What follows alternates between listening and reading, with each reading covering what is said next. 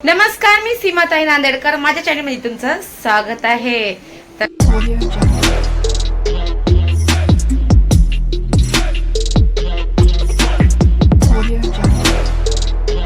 आज आहे होळी. तर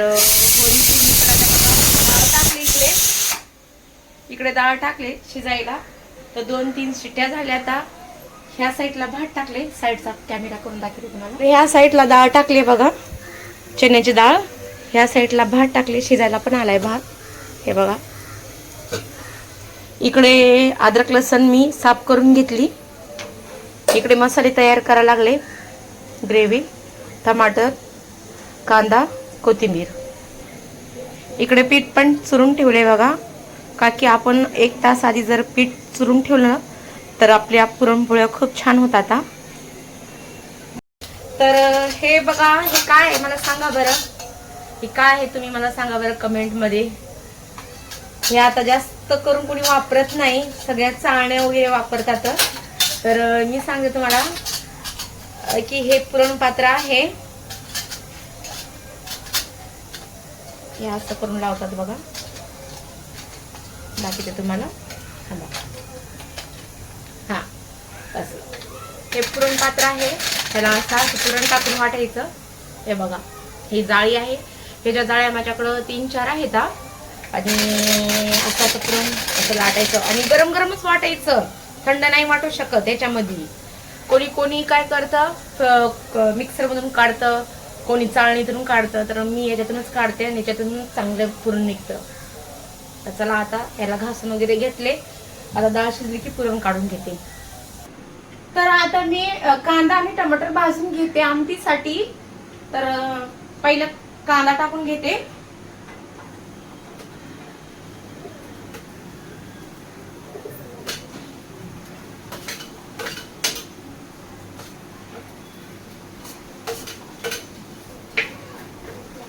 तर बघा, डाळ शिजली की नाही बघे.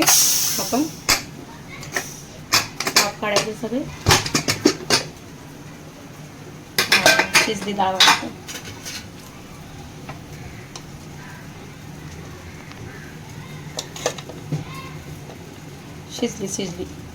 शिजली डाळ.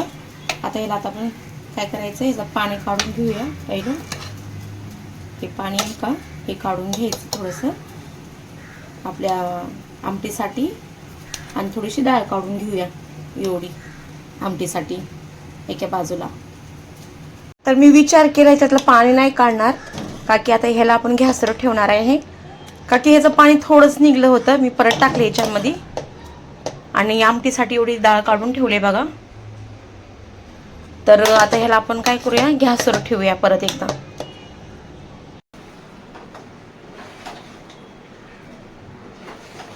पाणी सगळं आटून जाईल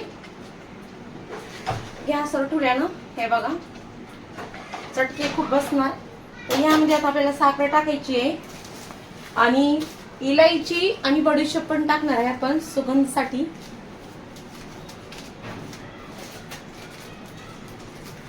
साखर टाकते.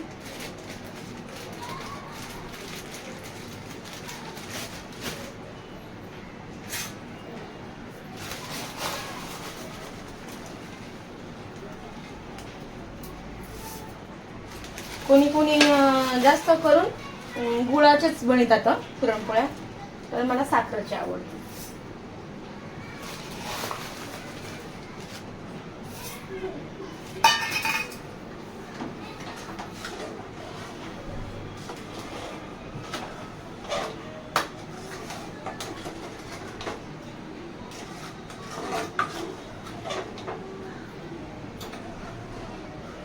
आता आपल्याला ह्याला घट करायचंय, तोपर्यंत ठेवायचं आपल्याला गॅसवर. तोपर्यंत मी इलायची आणि बडीशेप वाटून घेते.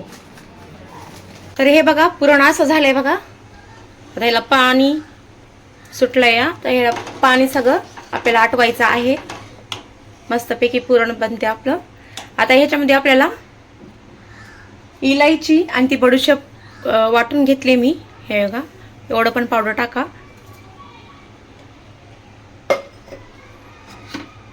मस्त सुगंध येते बघा. आता बडीशेपनं पुरणपोळी पचती सुद्धा.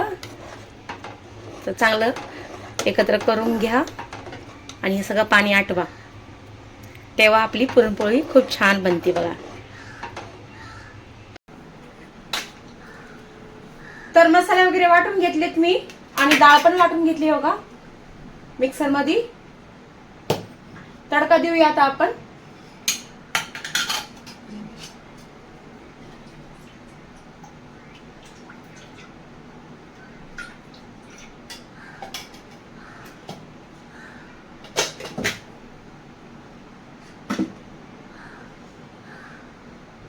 तर हे बघा आमटी पण झाली आहे मस्त, एकदम तिखट तिखट झाली आहे, खूप छान झाली, मस्त चवीला पण खूप छान झाली आहे. थोडा वेळ ठेवते. तर हे बघा पुरण आता आपल्याला वाटून घ्यायचंय. त्यासाठी आपल्याला खाली एक छोटासा टोप पाहिजे आणि पुरण पात्र ठेवायचं त्याच्यावर.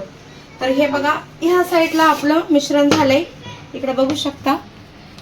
हे बघा खूप छान लागते, बडीशेप आणि इलायची टाकून इतकी छान पुरणपोळी लागते ना दुधासोबत, खूप छान. आता पटकन वाटून घेते का की हे थंड झाल्याने वाटत नाही.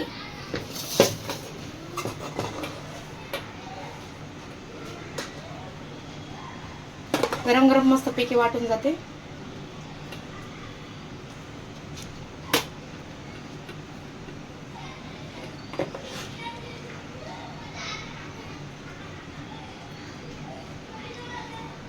सांभाळून गरम आहे बघा. तर हे बघा एका हाताने असं एक पकडायचं आणि असं करून असं वाटून घ्यायचं.